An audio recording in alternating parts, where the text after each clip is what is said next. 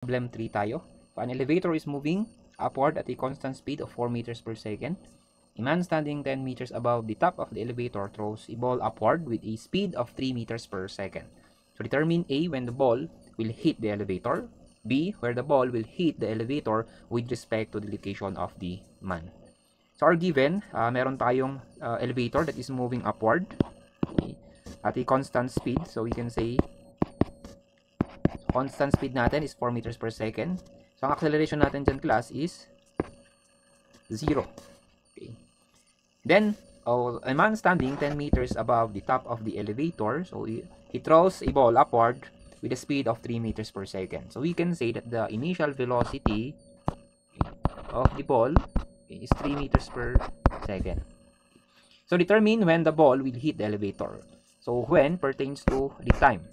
So as he throws the ball, okay, so tataas yan, then at some time bababa yan due to the gravitational acceleration. So under free fall na siya, then it will hit the elevator. Okay? So the time that it hit the elevator, yun yung hinahanap, class. Okay? And also, where the ball will hit the elevator with respect to the location of the man.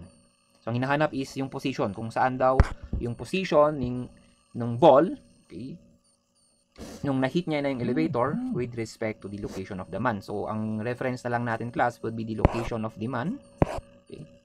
So ano daw yung distance from the location of the man hanggang dun sa pagtama ng ball and elevator. Okay. So i-denote na lang natin yan na y. So the distance of the man, okay, hanggang dun sa bola, okay, we denote it as yb. And yun din yung distance ng elevator, tama? Since magkadikit na sila, tumama na yung bola dun sa elevator, no? So, with respect to the man, ang distance ni ball is equal to the distance of the elevator. Okay? So, using the formula, so mapapalitan lang since under uniform acceleration ito, and under free fall, yung acceleration natin is due to the gravitational acceleration. Okay? So, the ball is under uniformly accelerated motion. Let's see how we can solve this problem. So using the formula, we have y is equal to y sub o plus the initial velocity. So dito muna tayo kay ball, since the ball is subjected to uniformly accelerated motion. So initial velocity of the ball times the time plus 1/2, so gt squared. So since ang reference naman natin, class, is yun sa location ng man, we can say that yung y sub o natin is 0. Okay. Therefore, yung y, okay, so this is y sub b, okay, since yung ball ang pinag-uusapan natin. Okay. So we have y sub b is equal to the initial velocity of the ball, that is 3 meters per second, times time, plus 1/2. So g natin is negative. Okay, so always negative yan, negative 9.81 meters per second squared times t squared. Okay, so simplifying, we have y sub b is equal to 3t minus, so 9.81 divided by 2, we have 4.905 t squared. So we have again two equations, two unknown here. Since dalawa yung unknown natin, we can denote this as our equation 1. Okay. Now, saan natin kukunin yung equation 2? So we are to analyze yung paggalaw ni elevator. Okay. So for the elevator undergoes a uniform motion since yung acceleration niya ay 0. Okay. So for elevator, class, we have y sub e is equal to y sub o plus initial velocity ng elevator times time plus 1/2 gt squared. But it is a constant, wala siyang acceleration, ano? Yung pagtaas niya, so 0 na yan. Y sub o natin, okay, so since ang reference natin, class, is with respect to the location of the man, okay, so pag nag-a-analyze tayo kung saan yung reference natin, so below it would be negative and above it would be positive. Okay, so we can say y sub e is equal to, so yung y sub o natin dito, ang reference natin, so is the location of the man, and yung elevator is below the man. Okay. And sabi niya dito 10 meters. Okay. So yung man is 10 meters above the elevator, so the elevator is below the man. So we can say that yung y sub o natin is negative 10 meters. Okay. Plus, so velocity ng elevator, so initial Since constant yan, initial and final velocity ng elevator, parehas din na 4 meters per second. So, multiplied by the time. So, y sub e is equal to negative 10 plus 4t. Okay, so, this will be our equation 2. So, again, we have two equations to unknown. We can easily solve for the value of t and y. Okay. So, since y sub b and y sub e is the same, okay, we can substitute equation 1 to equation 2.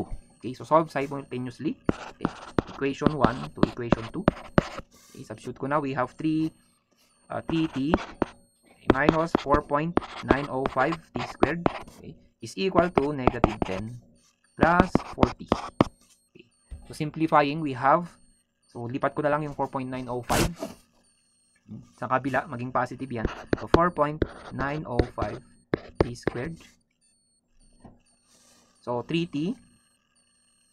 So, 4t minus 3t, we have t na lang, ano? So, plus t minus 10 is equal to 0. So, we have quadratic equation. Okay, easily we can solve same process dun sa problem 2 natin. Using your quadratic formula, you can solve for the value of t. Okay.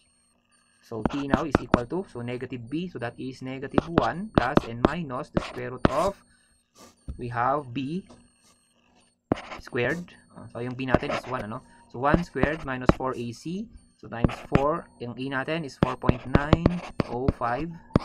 4ac. C natin is negative 10. Okay, so, divided by 2a. So, 2 times 4.905. Okay. Kunin nyo yung positive. Okay. So, that would be, we have 1.3295 seconds. The answer would be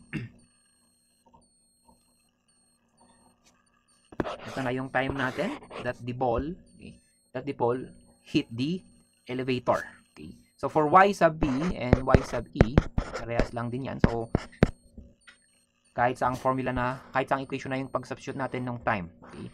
So for the ball, okay, substitute natin. So y sub b is equal to, so we have 3t minus 4.905 t squared. Okay. So 3 times 1.3295, okay, minus 4.905 t squared. So 1.3295 squared. So y sub b plus, we have,